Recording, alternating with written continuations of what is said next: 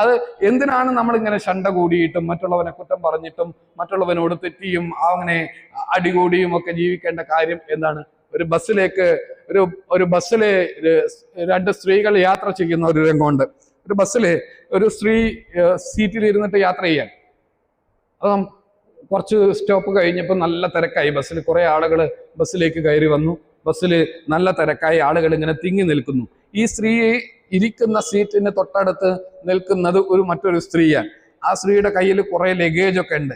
അപ്പൊ ഈ നിൽക്കുന്ന സ്ത്രീ മറ്റേ സ്ത്രീനെ ഇങ്ങനെ ഇടിക്കുന്നുണ്ട്, തട്ടുന്നുണ്ട്. ഈ ലഗേജ് അവരെ മേലിൽ ഇങ്ങനെ തട്ടുന്നുണ്ട്. ഈ ഇരിക്കുന്ന സ്ത്രീക്ക് വല്ലാതെ ബുദ്ധിമുട്ടുണ്ടാക്കുന്നുണ്ട്. അപ്പൊ പുറകിലിരിക്കുന്ന സ്ത്രീ ഇത് കാണുന്നു. അപ്പൊ പുറകിലിരിക്കുന്ന സ്ത്രീ ചോദിക്കുന്നുണ്ട്, നിങ്ങൾ എന്താ പ്രതികരിക്കാത്തത്?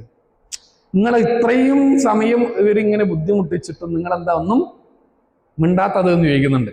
അപ്പൊ ആ സ്ത്രീ മറ്റേ സ്ത്രീയോട് പറയുന്നുണ്ട്, നോക്കൂ, ഞാനും ഇവരും തമ്മിലുള്ള ഒരുമിച്ചുള്ള യാത്ര അടുത്ത സ്റ്റോപ്പ് വരെ മാത്രമാണ്.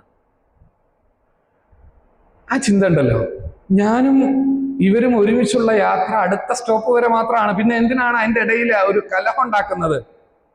നമ്മുടെ ജീവിതത്തിലെ നമ്മുടെ കൂടെ ഇപ്പോൾ ഉള്ള ഓരോ മനുഷ്യരും, അത് ഭാര്യയാകട്ടെ, അമ്മയാകട്ടെ, സഹോദരിമാരാകട്ടെ, സഹോദരനാവട്ടെ, സുഹൃത്തുക്കളാകട്ടെ, ഇവരൊക്കെയും ഒരു പക്ഷേ അടുത്ത സ്റ്റോപ്പിൽ ഇറങ്ങിപ്പോവാനുള്ളവരാണ്. അതല്ലെങ്കിൽ അവർക്ക് മുമ്പ് ഞാൻ ഇറങ്ങിപ്പോവാനുള്ളവരാണ് എന്നുള്ളൊരു ചിന്ത ഉണ്ടല്ലോ.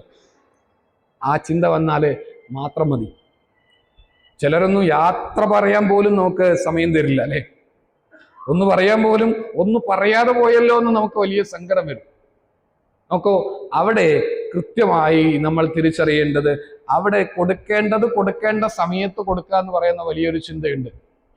ഞങ്ങളുടെ നാട്ടുകാരനാണ് സോമൻ കടലൂർ എന്ന് പറയുന്ന കവി. അദ്ദേഹത്തിന്റെ വളരെ ചെറിയ ഒരു വരിയുണ്ട്. 1000 പൂക്കളുള്ള റീത്തുമായി, 1000 പൂക്കളുള്ള റീത്തുമായി ആർത്ത് കരഞ്ഞ നീയത്തും ഞാൻ മരിച്ചു കിടക്കുമ്പോ അതിലൊരു പൂ മതിയായിരുന്നു, ജീവിച്ചിരിക്കുമ്പോൾ എനിക്ക് വസന്തം തീർക്കാൻ ഞാൻ